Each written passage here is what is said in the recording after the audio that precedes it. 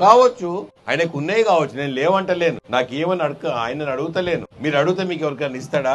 నేను ఇంత తమ్ముడు సతీష్ చెప్పినట్టు, వీరయ్య గారు చెప్పినట్టు నాకు తోచినంత సహాయం చేసిన, ఎవరికైనా అవసరాల రీత్యా ఏమైనా చేసిన, మీకు వికలాంగులకు ఏమన్నా నా బర్త్డే రోజు దానికో ఇచ్చిన, ఎందుకు ఇస్తా? తోచినంత సహాయం చేయాలి.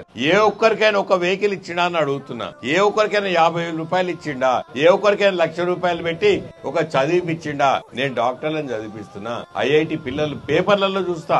మళ్ళా నా ఓట్ల కోసం రాజకీయం చేయను. నేను పేపర్లలో వేస్తారు, చిన్నపిల్లాడు అంటే పేద కుటుంబం నుండి వచ్చిన పిల్లాడు బాగా చదువుకున్నాడు, ఫీజు కట్టలేక కాలేజ్ జాయిన్ కాలేకపోతున్నాడు. నేను వాళ్ళు ఎవరు అని చూడను. అకౌంట్ డీటెయిల్స్ తీసుకొని పైసలు ట్రాన్స్ఫర్, వాళ్ళ ఇంటికి వచ్చి కలుస్తారు.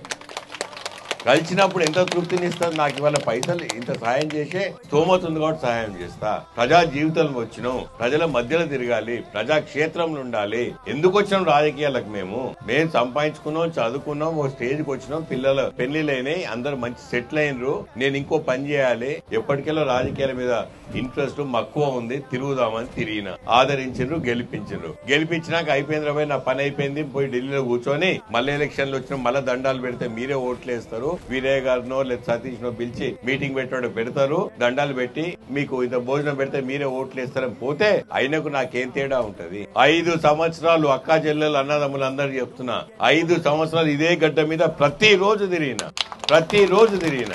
నా ఇంటికి ఎవరికి వచ్చినా భోజనం పెడతా.